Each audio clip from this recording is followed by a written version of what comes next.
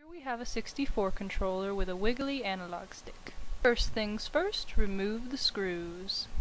Here are the 9 you'll have to remove. Don't forget about the 2 little screws in the expansion part of the controller.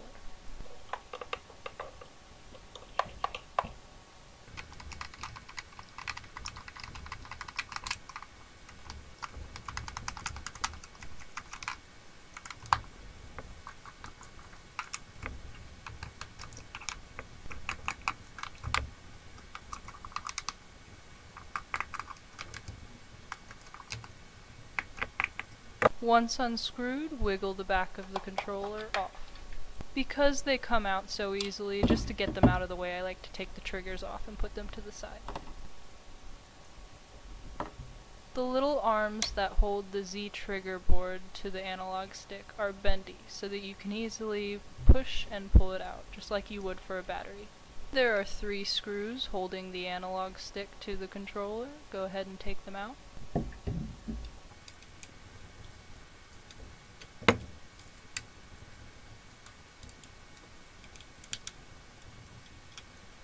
Once unscrewed, the analog stick will just pop right out, but you'll see it is still connected to the board through a plug.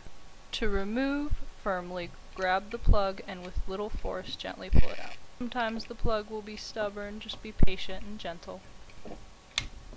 Grab a new analog stick. If it's not brand new, give it a couple wiggles just to make sure it's working okay. Place the new analog stick where the old one was. It should just sit right in there. Plugging in a new analog stick, sometimes the plug can be really stubborn, especially on the third-party ones. The best way to get it in there is to kind of angle the plug up while you're putting it in and just kind of feeling it out until it finally just clicks. You just gotta be patient and wiggle it around a bit.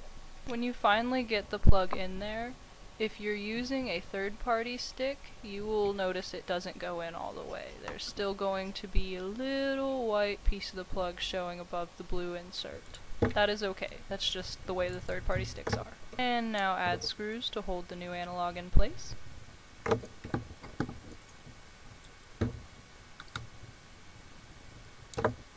Put the Z trigger back in by pushing it against one arm and pushing it down into the other, just like you would insert a AA battery. While messing with the controller, you notice the wire has come undone or out of place. Let's put that back. First, the wire is going to go in between the 2 pegs that are right next to the capacitors. Then, as it comes up, it's going to go around the black edge of the expansion port.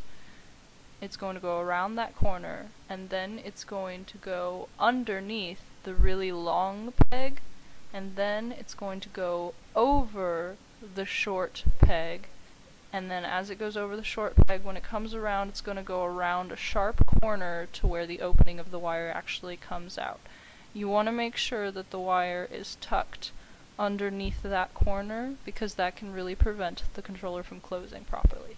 Before closing up the controller, make sure that everything is in its place, especially the trigger boards.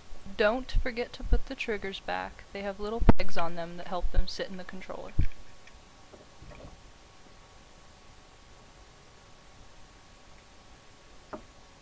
Here's the most irritating part of fixing an N64 controller: putting it back together.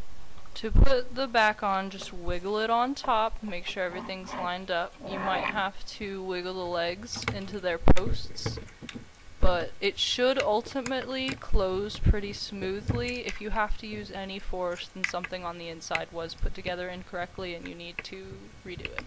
9 times out of 10, if you can't close the controller, it's because the wire was put back incorrectly. Then screw it back together and you're done.